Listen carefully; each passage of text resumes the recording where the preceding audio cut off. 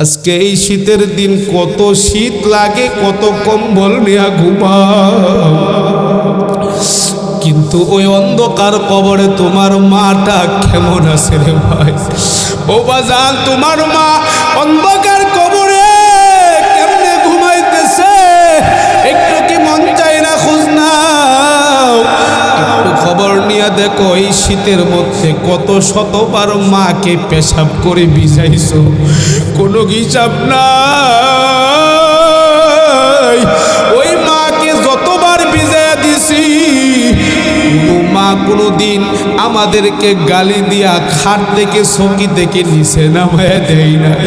কোনোদিন মা এই শীতের রজনীতে বাহিরে শোয়াই নাই, ঘর থেকে ফালায়া দেয় নাই।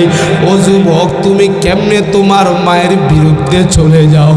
বউয়ের কথা শুই না, কেমনে সম্ভব তোমার মায়ের বিরুদ্ধে চলে যাও? তোমার মার একটা ছোট্ট করে ঘরে, ছোট্ট একটা রুমে কষ্ট করে ঘুমাই, তোমার কেমনে সম্ভব লেপ কম্বল দিয়া মুড়ি দিয়া তুমি ঘুমাইতেছো? আজকে তুমি ফল ফ্রুট কিনা সন্তানের মুখে দাও, স্ত্রীর মুখে দাও, তোমার কেমনে সম্ভব ওই মাটা আলাদা রুমে একলা একলা ঘুমায়? খবর লও না। এরে বারো ও কুমিল্লার যুবক, এই জন্য পায়ে হাত রেখে বলবো, এখনো সময় আছে। ওই মা যদি হায়াতে থাকে তাহলে মায়ের সেবা করো, দোয়া নাও, দোয়া নাও, দোয়া নাও। খোদার কসম করে বলে যাব, যদি ওই মায়ের দোয়া তোমার লাইফে থাকে, জীবনে তুমি কোনোদিন বিপদে পড়বা না, কোনোদিন তুমি ঠকবা না, বিপদে পড়বা না। যত বিপদই পড়ক না কেন, তুমি তোমার মায়ের দোয়ার কারণে শত বিপদ থেকেও তুমি উদ্ধার হয়ে আসবা। কথা কও ঠিক কিনা? মায়ের দোয়া লহে মুমিন, মায়ের দোয়া লও, মায়ের দোয়া লহে মুমিন, মায়ের দোয়া লও। বিপদে পড়বি না তুমি যখন যেতাই যাও, বিপদে পড়বি না তুমি যখন যেতাই যাও। মায়ের দোয়া লও হে মুমিন, মায়ের দোয়া লও, মায়ের দোয়া লও হে মুমিন, মায়ের দোয়া লও। মায়ে যখন দোয়া করি চলে যায় আরশ পরে, মায়ে যখন দোয়া করি চলে যায় আরশ পরে, সাথে সাথে কবুল হয় ফল দেখিতে পাও, সাথে সাথে কবুল হয় ফল দেখিতে পাও। মায়ের দোয়া লও হে মুমিন, মায়ের দোয়া লও, মায়ের দোয়া লও হে মুমিন, মায়ের দোয়া লও। বিপদে পড়বি না তুমি যখন যেতাই যাও, বিপদে পড়বি না তুমি যখন যেতাই যাও। মায়ের দোয়া লও হে মুমিন, মায়ের দোয়া লও। আল্লাহর কসম করে বলে যাব, যদি ওই বৃদ্ধ মায়ের দোয়াটা তোমার কাছে থাকে তাহলে কোনোদিন তুমি বিপদে পড়বা না, পড়লেও তুমি ওই বিপদ থেকে উদ্ধার হয়ে আসবা। ওয়াইদা কুরিআল কুরআন, যখনই তোমাদের সামনে কোরআন তেলাওয়াত করা হয়, কোরআনের আলোচনা যখন হয়, কোরআনের তরজমা যখন হয়, কোরআনের তাফসীর যখন হয়, ফাসতামিউ লাহু, ওই সময় তোমরা একদম চুপচাপ থাকবা। শুধু চুপচাপ নয়, আনসিতু, যেভাবে তোমরা নিশ্চুপ থাকবা ওইভাবে গভীর থেকে গভীর মনোযোগ দিয়া কোরআন শোনা লাগবে। ঠিক কিনা? কথাটা কার? জোরে বলেন কার? এরে নবীর আশিক উম্মতের দল, ও কুমিল্লার মুসলমান, দামি, আল্লাহ তাআলা যেমন দামি, আল্লাহ তাআলার নাজিলকৃত গ্রন্থ কোরআনও বড় দামি।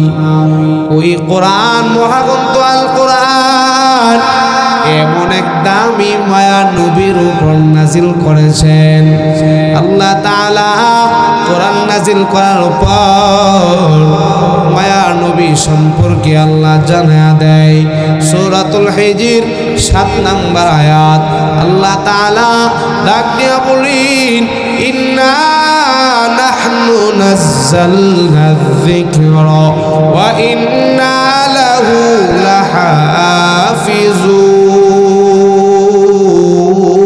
লাহাফিজুন। এই কালাম জিন্দা কুরআনে হাকিম একমতে উলায়া জালাসতু কদিম জামিউল ইলমি ফিল কুরআনে হাকিম তাকাসুরাত আনহু আফহামুর রিজালি ওয়া কুরআন কালামুল্লাহ বসনু কদিমাস্তু নয়নো। আমার আল্লাহ জানা দেয় এই কোরআন এমন এক দামি কোরআন নাজিল করেছে আমি আল্লাহ। ওয়া ইন্না লাহু লাহাফিজুন, এই কোরআনের হেফাজত কিয়ামত পর্যন্ত করব আমি আল্লাহ। কোন সুবহানাল্লাহ। কেমনে হেফাজত করবে আমার মালিক? ও কুমিল্লার বুড়িচং এলাকার মুসলমান, আল্লাহ তাআলা কোরআনে একাধিক সূরা নাজিল করেছেন। দুনিয়ার জমিনে আল্লাহ তাআলা 6 লক্ষ পয়গম্বর নাজিল করেছেন। 6 লক্ষ পয়গম্বর আল্লাহ তাআলা প্রেরণ করেছেন। সব নবীদেরকে আল্লাহ কিতাব দেয় নাই। আল্লাহ তাআলা 104 খানা কিতাব নাজিল করেছেন। 100 সহিফা, 4 খানা বড় বড় কিতাব। সমস্ত কিতাবগুলো যতদিন যেই নবী দুনিয়াতে ছিল ততদিন ওই কিতাবগুলোর উপর হুকুম জারি ছিল, আমল ছিল। মুসা পয়গম্বর যতদিন দুনিয়াতে ছিল ততদিন ওনার উপর নাজিলকৃত কিতাব তাওরাতের উপর আমল ছিল। পয়গম্বর ঈসা নবী যতদিন দুনিয়াতে হায়াতে ছিলেন ততদিন ওনার উপর নাজিলকৃত ইনজিলের উপর হুকুম ছিল, আমল ছিল। দাউদ নবীর উপর জাবুর কিতাব দেওয়া হয়েছিল, জাবুর কিতাবের উপর ততদিন আমল ছিল। যতদিন দাউদ নবী দুনিয়াতে ছিলেন নবীরাও নাই, নবীদের উপর নাজিলকৃত কিতাবের উপর আমলও নাই। ও কুমিল্লার মুসলমান, আমার কথা বুঝে থাকলে বলবি আমাদের নবী, মায়ার নবী, উম্মতের কান্ডারে নবী, রহমতের নবী আজ থেকে আমাদেরকে সাইরা দুনিয়া থেকে 1450 বছর পূর্বে চলে গেছি। আওয়াজ করে বলবি যদিও নবীও নাই কিন্তু মায়ার নবীর উপর নাজিলকৃত কোরআনের উপর আজও আমল আছে না নাই? জোরে বলেন আছে না নাই? এটা আল্লাহ বলেন ওয়া ইন্না লাহু লাহাফিজুন। এই কোরআন এমন এক দামি, আমি আল্লাহ যেমন দামি আমার নাজিলকৃত কোরআনটাও বড় দামি। আমি ওই এক দামি নবীর উপর এই কোরআন নাজিল করেছি। অন্যান্য নবীদের মতো আমার মায়া নবীর শান নয়। অন্যান্য নবীরা সব নবীদের সর্দার ছিলেন, সব নবীদের নবী ছিলেন আমাদের নবী। কোন সুবহানাল্লাহ। আমাদের নবীর একটা নাম হলো সাইয়্যিদুল মুরসালিন। বাবা আদম থেকে পয়গম্বর ঈসা পর্যন্ত সব নবীদের নবী হলেন আমাদের নবী। আল্লাহ তাআলা কয় আমার দোস্ত প্যারা হাবিব, আমার দোস্ত প্যারা হাবিব নবীর শান অন্যতম একটা শান হচ্ছে, যদিও আমার দোস্ত দুনিয়াতে থাকবি না, তবে দুস্তর শান অনুযায়ী কিয়ামত পর্যন্ত দুস্তর উপর নাজিলকৃত কোরআনের উপর আমল জারি থাকবি। সুবহানাল্লাহ। ইমামুল আউয়ালিন আল আখিরিন বহরে সাদকা রাহমাতাল লিল আলামিন, শুধু জুদাস রাহমাতাল লিল আলামিন, মসজিদে ও শুধ হামারুয়ে জমিন। কন্না আল্লাহু আকবার। এরে কুমিল্লার মুসলমান, কোন নবীর উম্মত হতে পেরেছো? আমি তুমি কোন নবীর উম্মত হতে পারলাম? একটা বার চিন্তা করে দেখো না, ওই নবীর উম্মত তুমি আমি হতে পেরেছি আল্লাহর কাছে কোনো প্রকার দরখাস্ত ছাড়া, আবেদন ছাড়া। কিন্তু নবীরা পর্যন্ত মায়া নবীর উম্মত হওয়ার জন্য আবেদন করেছি। ও দয়ালু মালিক, ও আল্লাহ, নবুয়াতি আমাদেরকে দিছ, তবে আর একটা ফরিয়াদ, জীবনে মায়া নবীর শেষ নবী আখিরি নবী মুহাম্মদ নবীর উম্মত বানায়া দুনিয়াতে পাঠায়ও। সব নবীদের দোয়া আল্লাহ কবুল করে নাই, পয়গম্বর ঈসা নবীর দোয়া আল্লাহ, পয়গম্বর ঈসা নবী সবাই জানে কিয়ামতের আগে দুনিয়াতে উনি আবার আসবি। ঈসা নবী নবী হইয়া না, নবী পরিচয় দিয়া না, আপনি আমাদের মতো মুহাম্মাদুর রাসূলুল্লাহর উম্মত হইয়া পরিচয় দিয়া দুনিয়াতে আসবি। সুবহানাল্লাহ। এরে নবীর আশিক উম্মতের দল, মায়া নবীর এত শান, এত মান, এত মান, পয়গম্বরে আরবি জানা দেয় ইন্নাল জান্নাতা হুরিমাত আলাল আম্বিয়া হাত্তা তাদখুলাহা উম্মতি, হাত্তা আদখুলাহা, ওয়া হুরিমাত আলাল উমামি হাত্তা তাদখুলাহা উম্মতি। ও নবীর উম্মত, রহমতের নবী জানা দেয় আমি নবীর এত শান, এত মান, এত মান, এত শান আমাকে আল্লাহ তাআলা দিয়েছেন। ওই আল্লাহ তাআলা যেই জান্নাতটা বানাইছেন, ওই জান্নাতের সব দরজাগুলো সব নবীদের জন্য ততক্ষণ বন্ধ থাকবি হাত্তা আদখুলাহা, যতক্ষণ না আমি নবী মুহাম্মদ জান্নাতের গেট দিয়া প্রবেশ করব। আমি গেট দিয়া প্রবেশ করার আগে ওই আদম নবী থেকে ঈসা নবী পর্যন্ত কোন নবীর জন্য জান্নাতের গেট দরজা খোলা হবে না। সুবহানাল্লাহ। শুধু তাই নয় রে নবীর উম্মত, দিলের কান লাগায় শুনো,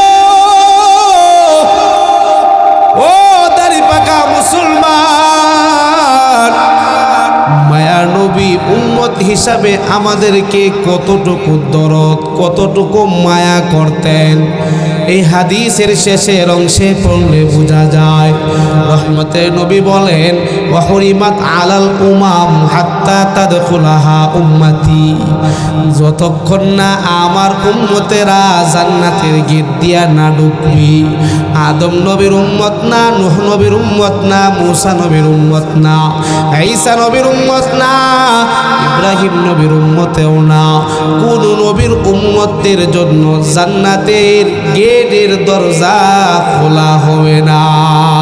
সুবহানাল্লাহ। ওগো নবীর উম্মতিরা হয়ে আজি দিশে হারা,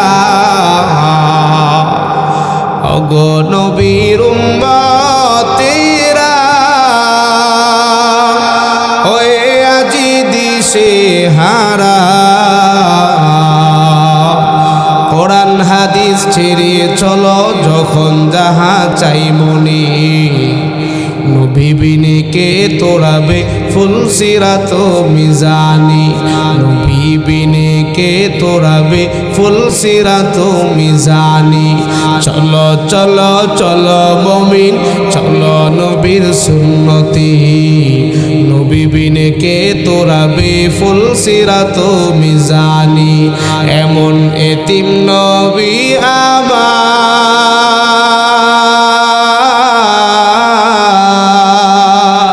পিতা মাতা নাই যে তাহার তারপরেও কত মারা মারলো তাকে দুশ্মনী তারপরেও কত মারা মারলো তাকে দুশ্মনী নবী বিনে কে তোরাবে ফুলসিরাত মিজানি নবী বিনে কে তোরাবে ফুলসিরাত মিজানি অগ নবীর উম্মতেরা হয়ে আজি দিশে হারা অগ নবীর উম্মতেরা হয়ে আজি দিশে হারা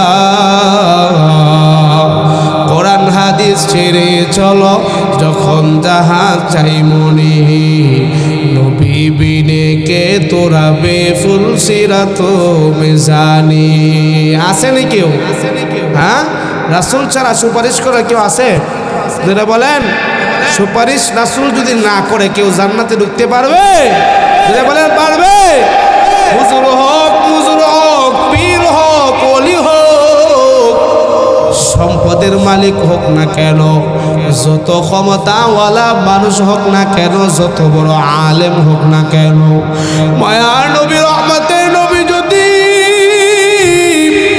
সুপারিশ না করি যদি রাসূলের শাফায়াত না হয় কারো জন্য জান্নাতে ঢোকার কোনো সুযোগ থাকবে না ঠিক কি না ওই মায়া নবী সরকারে দো আলম নবী এত মানওয়ালা এত শানওয়ালা নবী তারপরেও মায়া নবী রহমতের নবী যেই নবীর জিন্দগিতে বড় হওয়ার পরে বাবার কোনো আদর পাই নাই কলিজা পড়ে বাবাকে কোনোদিন আব্বা বলে ডাকতে পারে নাই কলিজা পড়ে আব্বুকে আব্বু বলে কোনোদিন ডাকতে পারে নাই আবার যখন মা ডাকার বয়স হয়েছে যখন বুঝমান 6 বছর বয়স যখন হয় বাবার কবর দেখতে যাইয়া মাকেও রাস্তায় হারায় ফেলি মায়া নবী চির এতিম হয়ে যায় রহমতের নবী এতিম হইয়া শুধু চোখের পানি ফালায়া দাদার কাছে আইসা কান্না করি ও দাদা আমার মা কই আপনার সন্তান আব্দুল্লাহ আমার বাবা হয় আমার বাবা তো আমার পাশ দিয়ে কোনোদিন দেখতে পারলাম না বাবার আদর তো আমি পাইলাম না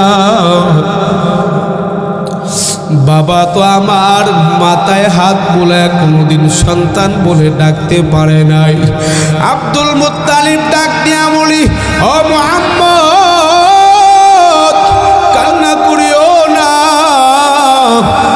তোমাকে যদিও আল্লাহ তাআলা মা বাবা হারায়া পুরা এতিম বানায় দিছি এরে মুহাম্মদ তোমাকে আল্লাহ তাআলা গোটা দুনিয়ার সর্দার বানাবি আখিরাতেও সর্দার বানাবি গোটা দুনিয়ার মানুষ গোটা দুনিয়ার নবীদেরও নবী বানাবি সব মানুষদেরও নবী বানাবি শুধু মানুষ নয় আসমান জমিনের নবী বানাবি চাঁদ সূর্যর নবী হইবা তুমি অর্থাৎ কুল কায়নাতের নবী হইবা তুমি আল্লাহ তাআলা কোরআনে জানায় দেয় ওয়ামা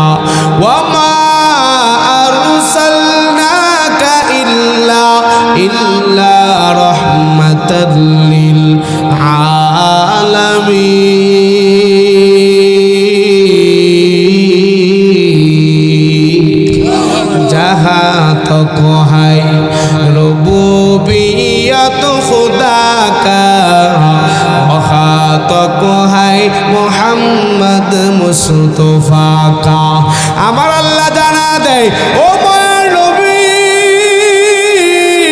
দুনিয়াতে কান্না করিও না যদিও তোমার আব্বা মাকে হারায়া তোমাকে পুরা এতিম বানায় দিয়েছে ও মায়ার নবী আপনাকে আমি আল্লাহ নবুয়ত দান করলাম গোটা কুল কায়নাতের নবী আপনি অর্থাৎ যত জায়গার মালিক হলাম আমি আল্লাহ যেখানে আমি আল্লাহর মালিকানা থাকবে রুবুবিয়ত থাকবে ওই জায়গায় যদি আপনি নবীর নবুবিয়ত না থাকে রহমত না থাকে এটা হবে না অর্থাৎ যত জায়গার রব মালিক আমি আল্লাহ ওই জায়গার ওই রহমত হচ্ছেন আপনি নবী মুহাম্মদুর রাসূলুল্লাহ সুবহানাল্লাহ ও নবীর উম্মতেরা কোন নবীর উম্মত হতে পেরেছো যেই নবী রাস্তা দিয়ে যখন যায় মায়া নবী রাস্তা দিয়ে হাঁটলে রাস্তার দুই পাশ দিয়া গাছগুলো সালাম দিত সালাম মায়া নবী পাশ দিয়া দেখতেন কোনো মানুষ দেখা যায় না সহিহ মুসলিমের হাদিস বুখারীর হাদিস এমন আছে রহমতের নবী বলেন আমি যখন জরুরত ছাড়ার জন্য হাজত ছাড়ার জন্য দূরে যাইতাম আর আমি শুনতে পাইতাম দুই পাশ দিক দিয়া দুই পাশ থেকে আমাকে সালাম দেওয়ার আওয়াজ বের হয় আমি দুই পাশ দিয়া দেখতাম কোনো মানুষও নাই আমি দেখতাম দুই পাশ দিয়া শুধু গাছপালা আর পাহাড়ের পাথর সমূহ ওই পাথর সমূহ আমি নবীকে পাইলেই সালাম দিত পাইলেম সালাম দিত শুধু তাই নয় বাহিরও নয় যখনই আমি ঘরে ঢুকতাম ঘরের দেওয়ালগুলো সহ আমি নবীকে সালাম জানাইতো সুবহানাল্লাহ এমন এক দামি নবীর উম্মত হতে পেরে আমরা খুশি না বেজার জোরে বলেন কারো জবান যেন বন্ধ না থাকে আওয়াজ করে বলবেন খুশি না বেজার এরে কুমিল্লার মুসলমান দিলের কান লাগায় শুনবেন রহমতের নবী উম্মতের দরদি নবী ওই বাবা মা হারায়া ওই সময়টা সহ সাহাবায়ে কেরামকে তখন থেকে মৃত্যুর আগ পর্যন্ত একটা ওসিয়ত বারবার তিনি করতেন কি ওসিয়ত রহমতে নবী একাধিক হাদিসে বলছেন এক হাদিসে এমন ভাবে জানায়া দেন ও সাহাবীদের দল তোমরা শুনে নাও রিদর রব্বি ফি রিদল ওয়ালিদাইন ওয়া সাখতুর রব্বি ফি সাখতিল ওয়ালিদাইন ও সাহাবীদের দল শুনো আমি মুহাম্মদ যদিও বাবাকে পাই নাই বাবাকে না পাওয়ার বেদনা কত মারাত্মক এটা আমি জানি আমি মাকে হারাইলাম মাকে হারানোর বেদনা কত মারাত্মক এটা আমি জানি তোমরা যারা মা বাবাকে হারাও নাই তোমরা ভালো করে শুনে নাও রিদর রব্বি ফি রিদল ওয়ালিদাইন রহমতের নবী চোখের পানি ফালায়া ডাক দিয়া বলে কোন বান্দা বান্দি যদি আল্লাহর সন্তুষ্টি চায় আল্লাহকে যদি রাজি করাইতে চায় আল্লাহকে যদি কেউ খুশি করাইতে চায় সে যেন ওই বান্দা ওই বান্দি ওই যুবক ওই বৃদ্ধ যেন জীবিত থাকতেই মা বাবার সন্তুষ্টি অর্জন করে নেয় সুবহানাল্লাহ অর্থাৎ মায়া নবী বলেন আমি তো মা বাবা হারাইছি আজকে যদি আমার মা আমার বাবা বেঁচে থাকতে আমি নবী অবশ্যই মা বাবার সন্তুষ্ট হাসিল করার জন্য চেষ্টায় থাকতাম আর ও সাহাবীদের দল তোমরা শুনে নাও যাদের মা বাবা আছে মা বাবা থাকতেই কদর করো জীবিত থাকা অবস্থায় কষ্ট দিও না যদি মা বাবার অন্তরে তুমি ব্যথা দাও, কষ্ট দাও, স্বয়ং আল্লাহ তাআলা তোমার প্রতি নারাজ হয়ে যাবে। তুমি যতই টাকার মালিক হও না কেন, যত সম্পদের মালিক হও না কেন, তুমি যত ক্ষমতার মালিক হও না কেন, আল্লাহ তাআলা দেখবে না। আমার আল্লাহ তাকায়া দেখবে, ও বান্দা, তোর প্রতি কি তোর মাটা সন্তুষ্ট নেই? তোর প্রতি কি তোর বাবাটা সন্তুষ্ট আসেনি? যদি তোর প্রতি তোর মা, তোর প্রতি যদি তোর বাবা সন্তুষ্ট হয়ে যায়, তাহলে আমি আল্লাহ তোর প্রতি সন্তুষ্ট হইয়া জান্নাতের ঘোষণা দিয়ে দিব। এই জন্য আমার পশ্চিম সিংহ বুড়িচং এলাকার কুমিল্লার মানুষ, ও আমার কলিজার টুকরা যুবক, ও আমার দাড়ি পাখা মুরব্বী আব্বা জানেরা, যাদের জিন্দেগিতে জীবদ্দশায় মা আছে, মা থাকতে কদর করো রে ভাই। ওই মা থাকতে কদর করো, চইলা গেলে আর ফিরে পাবা না। যদি চইলা যায় কবরের পাশে কান্না করলে কোনোদিন তোমার মা সাড়া দিবে না। যদি বাবা চইলা যায়, আজকে এই মজলিসে অনেকে আসো বাবাকে হারায়া বসছো, আজকে অনেকে এখানে আসে বলবো, হুজুর 5 বছর 10 বছরও হয় বাবাকে আব্বা বলে ডাকতে পারি না। চোখের পানি ফালায়া ফালায়া যতই কান্দো, ওই বাবা কিন্তু আর ফিরে আসবে না রে আব্বা জান। এই জন্য তোমাদেরকে পায়ে হাত রেখে বলে যাব, ওই মা বাবাকে হারায়া কান্না করে কোনো লাভ নাই। এখনো সময় আছে। যদি তোমার মায়ের সাথে তোমার কোনো দ্বন্দ্ব থাকে, যদি তোমার বাবার সাথে কোনো মনোমালিন্য থাকে, কালকেই যাইবা অথবা আজকেই গিয়া বাবার পায়ে ধরবা, পায়ে ধরবা। যদি পাও ধরতে শরম পাও, হাতটা ধরবা, হাতটা ধরে ধরে বলবা, আব্বা জান অনেক ভুল বুঝেছি, ও আব্বা জান আমাকে মাফ করে দাও, ও আব্বা ও আম্মা জান আমাকে মাফ করে দাও। ও কুমিল্লার যুবক, পায়ে হাত রেখে বলবো, শরম পাও না। তোমার বাবা কত কষ্ট করে তোমাকে মানুষ করেছে, আমি নিজে আমার বাবার কথা জানি। ছোট্টবেলা মাদ্রাসায় পড়তাম, আমরা কয়েক ভাই মাদ্রাসায় পড়ি। বাবা সাধারণ কৃষক মানুষ, মাদ্রাসায় যখন টাকা দিতে আসতো, একদিন মাদ্রাসায় আব্বাকে বললাম, আব্বা মাদ্রাসায় হুজুররা 20 টাকা চাইছে, 20টা টাকা চাইছে, সবাই অনুষ্ঠান করবে। কিন্তু আমার বাপ, আমার মনে আছে, আমার বাবের পকেট থেকে 4 আনা করে 4টা 4 আনা 1 টাকা আমার হাতে ধরায় দিছে। আমি বললাম, বাজান চাইলাম 20 টাকা, তুমি সব মিলে দিলা 1 টাকা। ও আব্বা, মানুষের কাছে ছাত্রদের সামনে আমাকে শরম দিও না। আমি তখন দেখছি আমার বাবা চোখ বেয়ে বেয়ে পানি পড়তেছে, আর আব্বা আমাকে ডাক দিয়ে বলে, বাজার ছাত্রদের সামনে আমাকে ছোট করিও না, এর সন্তান 1 টাকা 4টা 4 আনা তোমার হুজুরকে গিয়া দাও, আর বলবা আগামীকাল আমি বাকি টাকা পরিশোধ করে দিব। তারপরেও বাবা হিসাবে আমাকে সবার সামনে অসম্মানে কইরো না, বেইজ্জতি কইরো না। ও কুমিল্লার মানুষ, কতদিন দেখেছি আমার বাবার ঈদের জামানায়, কত ঈদ দেখছো, তোমরাও দেখছো, বাবার পরনে কোনো নতুন পোশাক নাই। কতদিন দেখেছো বাবা কতগুলো ঈদ কাটাইছে পুরাতন জুতা পয়রা, কিন্তু তোমাকে আমাকে নতুন জামা বানায় ঈদগায় পাঠাইছে। ওই মায়ের কথা একটাবার স্মরণ করো। আজকে এই শীতের দিন কত শীত লাগে, কত কম্বল নিয়ে ঘুমাও, কিন্তু ওই অন্ধকার কবরে তোমার মাটা কেমন আছে রে ভাই? ও বাজান, তোমার মা অন্ধকার কবরে কেমনে ঘুমাইতেছে?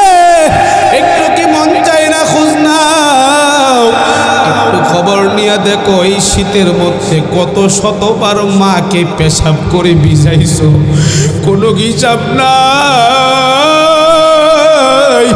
ওই মাকে যতবার ভিজাইয়া দিছি, কোনো মা কোনো দিন আমাদেরকে গালি দিয়া খাট থেকে চকি থেকে নিচে নামায় দেয় না। কোনোদিন মা এই শীতের রজনীতে বাহিরে শোয়াই নাই, ঘর থেকে ফালায়া দেয় নাই। ও যুবক, তুমি কেমনে তোমার মায়ের বিরুদ্ধে চলে যাও? বউয়ের কথা শুই না কেমনে সম্ভব তোমার মায়ের বিরুদ্ধে চলে যাও? তোমার মার একটা ছোট্ট করে ঘরে ছোট্ট একটা রুমে কষ্ট করে ঘুমাই, তোমার কেমনে সম্ভব লেপ কম্বল দিয়া মুড়ি দিয়া তুমি ঘুমাইতেছো?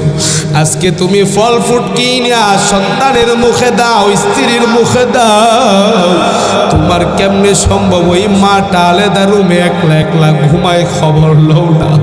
এরে মানো ও কুমিল্লার যুবক, এই জন্য পায়ে হাত রেখে বলবো এখনো সময় আছে।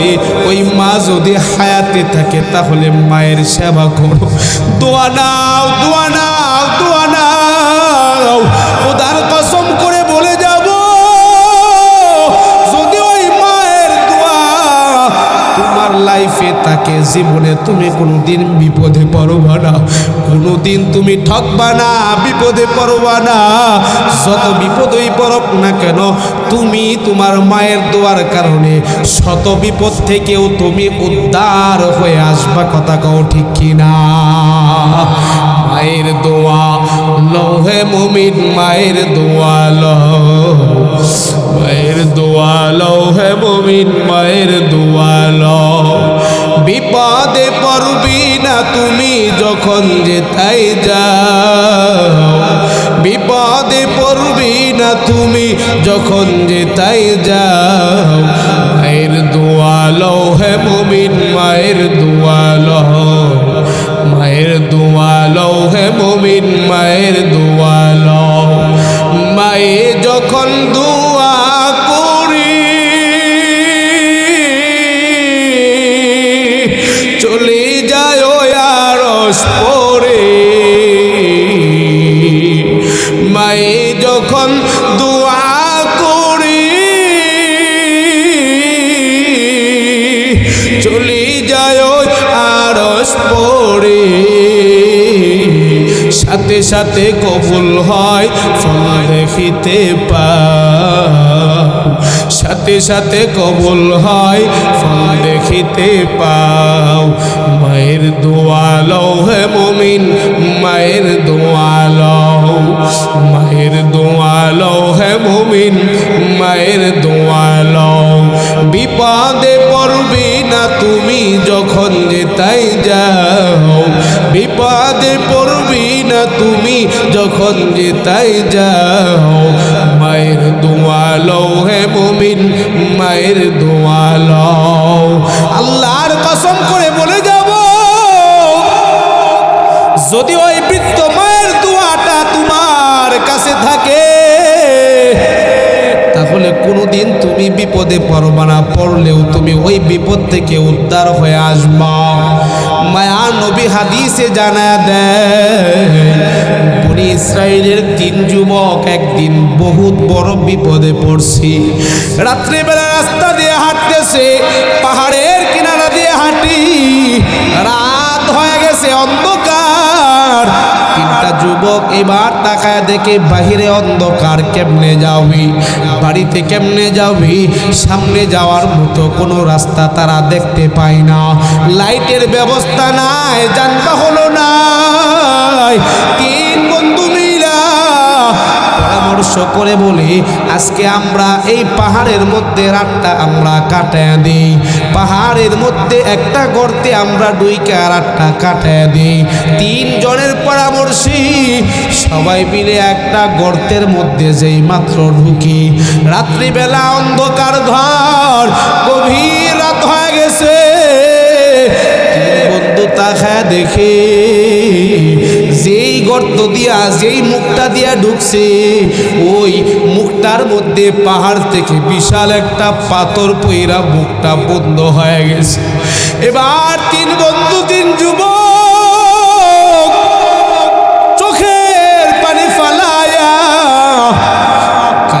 করতেছে আর আল্লাহকে ডাকতেছে, ও দয়ার মালিক, রাত্র কাটানোর জন্য গর্তে ঢুকলাম, গর্তের মুখের মধ্যে পাথর পড়ে গেছে। ও আল্লাহ, কেমনে সম্ভব? যদি পাথরটা না সরায়া দাও তাহলে তো আমরা তিনজন এখানে এমনভাবে মরে যাব দুনিয়ার মানুষ কেউ জানবে না। মা বাবা খুঁজবে, স্ত্রী সন্তান খুঁজবে, দুনিয়ার কেউ খুঁজে পাবে না। সবাই দোয়া করতেছে। এই মুহূর্তে তিনজন আবার পরামর্শ কইরা বলে, এরে আমার বন্ধুদের দল, আজকে এই পাথরটা গুহার মুখ থেকে ততক্ষণ আল্লাহ সরাবেন না যতক্ষণ না আমরা আল্লাহর কাছে জীবনে যে কোনো একটা ভালো কাজ করেছি, নেক কাজকে উসিলা বানায়া আল্লাহর কাছে যদি ওই নেক কাজটাকে উসিলা বানায়া যদি দোয়া করি, আল্লাহ তাআলা হয়তো দোয়াটা কবুল করবেন।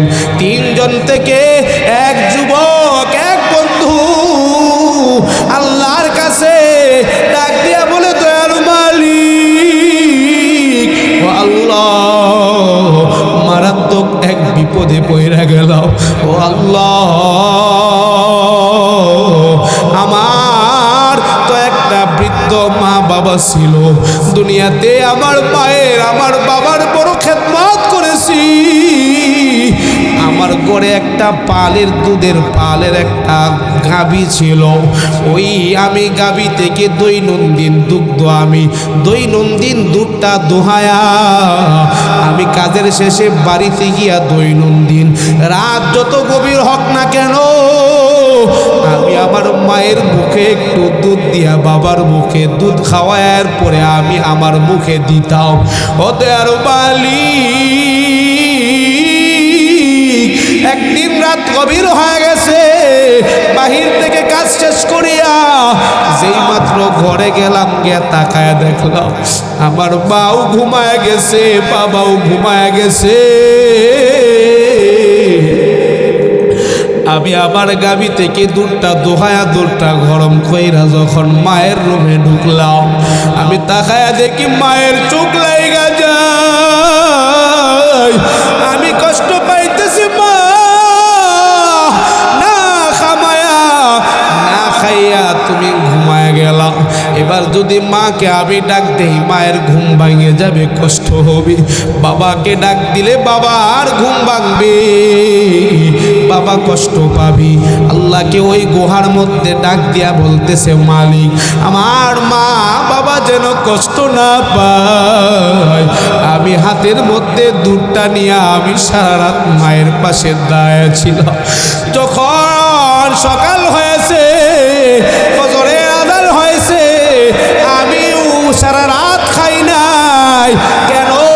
আমার মা যতক্ষণ না খাবে আমি সন্তান হয়ে আমি খাবার মুখে দিতে পারি নাই, আমার স্ত্রীকেও দেই নাই, সন্তানদেরকেও দেই নাই। রাত গভীর হয়ে গেছে, ফজরের আযান, ফজরের আযানে ঘুম ভাঙছে, মা ঘুম থেকে ওইটা খায়া দেখি আমি সন্তান দাঁড়ায় রয়েছি। ও দয়ার মালিক, আমার মা ফজরের আযানের সময় ওইটা যখন তাকায়া দেখছি দাঁড়ায় রয়েছি, মা ওই দিন অটোমেটিক চোখের পানি ফালায়া ও আল্লাহ আমার জন্য দোয়া করছিল। ও আল্লাহ, আমার মা বলছিল, মালিক, আমার সন্তানকে কোনোদিন বিপদে ফালায় না। ও দয়ার আল্লাহ, আমার মাকে আমি খুশি করেছি, আমার বাবাকে খুশি করেছি, মায়ের দোয়া আমার মধ্যে আছে। ও আল্লাহ, আজকে এই কঠিন বিপদ তুমি উদ্ধার করে দাও। এই গুহার গর্ত থেকে, গর্তের মুখ থেকে যদি পাথরটা না সরাও তাহলে আমরা বের হইতে পারবো না। এই দোয়াটা যেই সময় করছে, করতে দেরি হয়, ওই পাথরটা গর্তের মুখ থেকে সাথে সাথে অল্প একটু সরে গেছি। আল্লাহু আকবার। মায়ের দোয়া কবুল হয়েছে কিনা জোরে বলেন। রে নবীর আশিক উম্মতের দল, লম্বা হাদিস ওই দিক দিয়া যাচ্ছি না, তবে আমি বুঝাইতে চাইলাম মায়ের দোয়া যেহেতু ওই যুবকের মধ্যে ছিল, এই জন্য এই যুবকরা তিনজন মিলা গুহা থেকে বের হওয়ার জন্য, গর্ত থেকে বের হওয়ার জন্য যে পাথরটা প্রতিবন্ধক ছিল, পাথরটা একটু একটু করে সরে গেছে। তিনজন তিনটা নেক আমলের কথা বইলা আল্লাহর কাছে দোয়া করছি, পাথরটা সইরা গেছে, তিনজন যুবক বের হতে পারছি। ও নবীর আশিক উম্মতের দল, আজকের এই মজলিসে অনেকে আসো ওই কলিজার টুকরা মা এই জমিনে এখন নাই। যদিও চাও মায়ের পাও ধরতে পারবা না, মায়ের কাছে ক্ষমা চাইতে পারবা না। কেউ আসো বাবাকে হারাইছো, চাইলেই গিয়া ক্ষমা চাইতে পারবা না। তবে আমি দেখবো, আমি মুসাফির মানুষ, সুদূর সকাল থেকে ময়মনসিংহ থেকে রওনা দিয়ে আপনাদের এখানে আসলাম। এখান থেকে বের হয়ে আগামীকাল কুড়িগ্রাম নাগেশ্বরী চলে যাব। মুসাফির মানুষ, মুসাফিরের দোয়া আল্লাহ খালি হাতে ফিরাই না। আমি মুসাফির হইয়া আপনার মায়ের জন্য, আপনার বাবার জন্য দোয়া করে যাও। সাক্ষী দেয় আজকের দোয়া আল্লাহ খালি হাতে ফিরাবে না।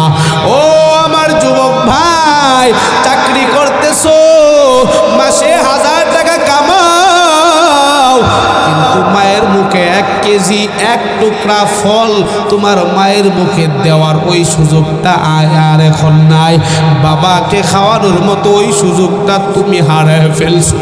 ওই মা, ওই বাবা অন্ধকার কবরে যেন ভালো থাকে। মুসাফির হইয়া দোয়া করে যাব, আমার হাতের সাথে হাতটা মিলায়া সর্বপ্রথমকে দেখবো চোখের পানি ফালাইতেছো, চোখের পানি ফালাইতেছো, চোখের পানি ফালায়া আমার হাতটা দড়িয়া ওই কলিজার টুকরা জনম দেখিনি মায়ের জন্য দোয়া চাইয়া এই পশ্চিম সিংহ পশ্চিম পাড়া কালা হাজিবাড়ি মসজিদের উন্নয়নের কাজ চলবে।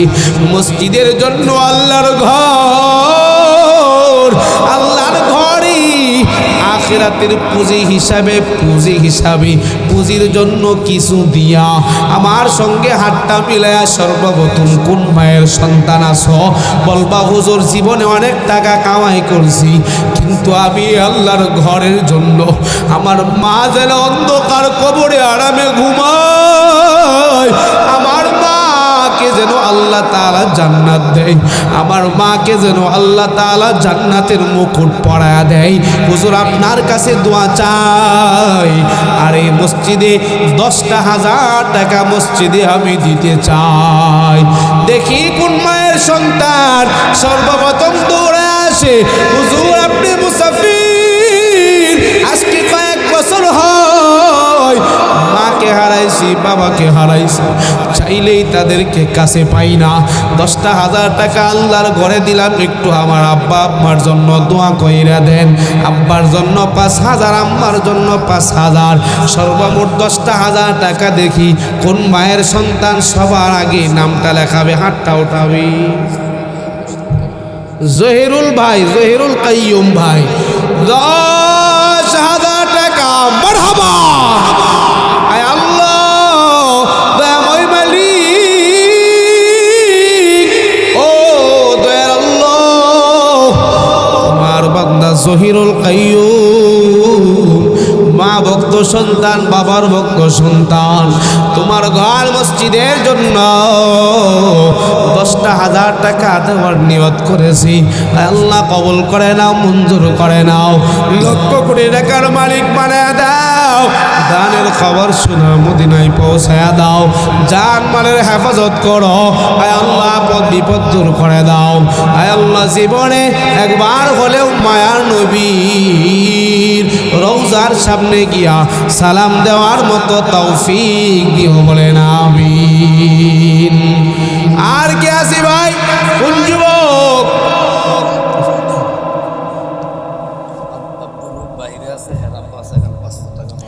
আব্দুর রউফ ভাই প্রবাসী, বাহিরে আছে, বাবা উপস্থিত আছে, নগদ 5,000 টাকা। মারহাবা।